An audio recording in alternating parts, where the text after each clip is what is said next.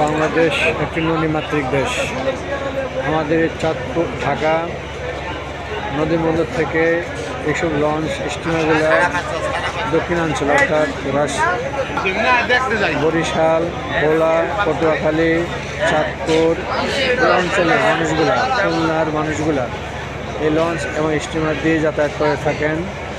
আপনাদেরকে বাংলাদেশের এই নদীমাতৃক দৃশ্যটা তুলে ধরলাম এবং ছোট্ট একটি ভিডিওর মাধ্যমে ভিডিও ধারণ করলাম।